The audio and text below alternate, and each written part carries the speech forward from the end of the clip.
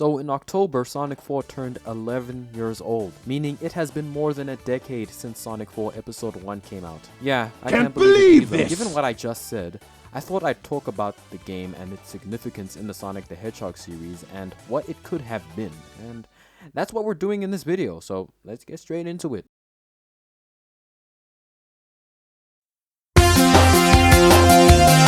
Now before I talk about the game itself, let's look at the background behind it. Sonic 4 was originally conceived in January 2009. Development began 4 months later and lasted about a year and a half. Dimps, who had previously worked on games like the Sonic Rush series and the Sonic Advance series, was chosen by Sega to lead development on Sonic 4 with assistance from Sonic Team. According to Sega, the game was meant to be a return to the classic Sonic style of gameplay due to fan requests. With regards to the title of the game, former Sega brand manager Ken Below said the game was always called Sonic 4, but according to, well, let's say, alternative sources, Sonic 4 was not conceived as a mainline numbered Sonic game, but rather as a smartphone exclusive spin-off called Sonic the Portable that took advantage of those devices' gyroscope functions. But keep in mind, this has never really been confirmed by Sega or Sonic Team, so take that with a grain of salt. But I honestly could believe that for multiple reasons that I'll touch on later in this video, so keep that in mind. Sonic 4 Episode 1 was eventually released on the 7th of October 2010 for the iOS. Releases for other platforms soon followed. The Wii version was released via WiiWare in North America on October 11th and in Europe on October 15th. The PlayStation 3 version was released via PlayStation Network in North America on October 12th and in Europe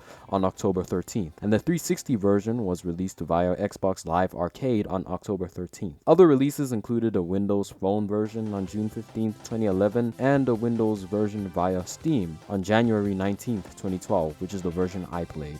I mean, according to the reviews, that version is the best, which, speaking of reviews, let's get to reviewing this game. Now, to start off, I really want to talk about the visuals and graphics first, because that is literally what you're looking at the entire game. And let me say this, it's really bad. Usually Sonic games are strong in the visual department, but this is one of those exceptions.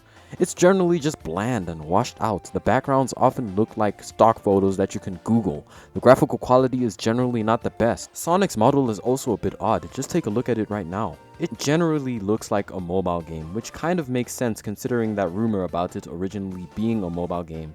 And it does have multiple mobile versions. Now, how about a few positives about, the visuals? Well, the stage Mad Gear doesn't look too bad, and the water in this game doesn't look too bad either, so I guess there's that.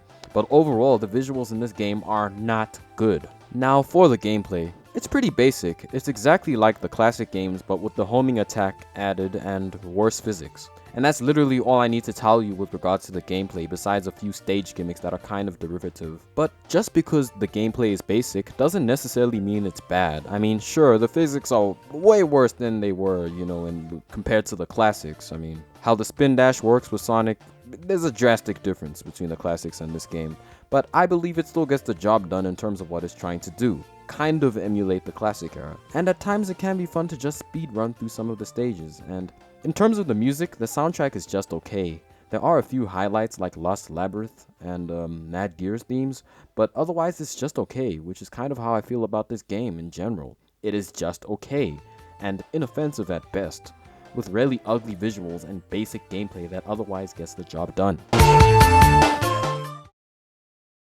So after Sonic 4 Episode 1 released, it received generally positive reviews surprisingly, and on Metacritic, no version of the game has a lower score than 70, so that's pretty good, at least for Sonic standards. So my guess is, since Sonic 4 Episode 1 was a critical and commercial success, it eventually got a sequel, Sonic 4 Episode 2, which was released in 2012.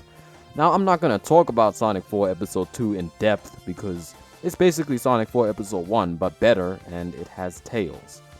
But surprisingly, it got mixed reviews this time, which honestly baffles me, but yeah, those are the critics for you. And since Sega takes reviews very seriously, we never got a Sonic 4 Episode 3, which was originally planned, and that really sucks because I feel that it had a lot of potential, and some of you might say that, Sonic Mania was that potential fully realized, but I have to disagree.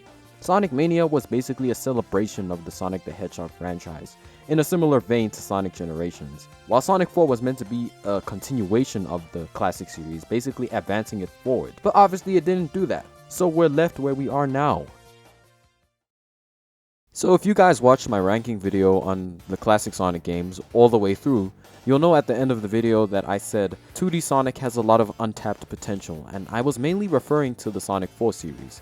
And if you watched my video about modern and classic Sonic, you'll know that I am of the opinion that the 2D games should have the modern design. So basically what I'm trying to say is Sonic 4 Episode 3 and maybe even Episode 4 can be potentially fully realized. They could actually design original and innovative levels. They could add a narrative element but with voice acting. Graphical capabilities are obviously off the rails given the PlayStation 5 and Xbox Series X. They could add other characters like Shadow or Silver. They could add new power-ups. They could give Sonic new moves like they did in Episode 2 with that weird buddy move with Tails. Imagine more shit like that. The list goes on. So I'm gonna say it again. This part of the Sonic series has a lot of potential, and said potential can be fully realized through the Sonic 4 series. Yes, Sonic 4 Episode 1 was pretty bland and forgettable, and Sonic 4 Episode 2 was an improvement, but not by a lot. But that can be different with the games that continue the Sonic 4 series.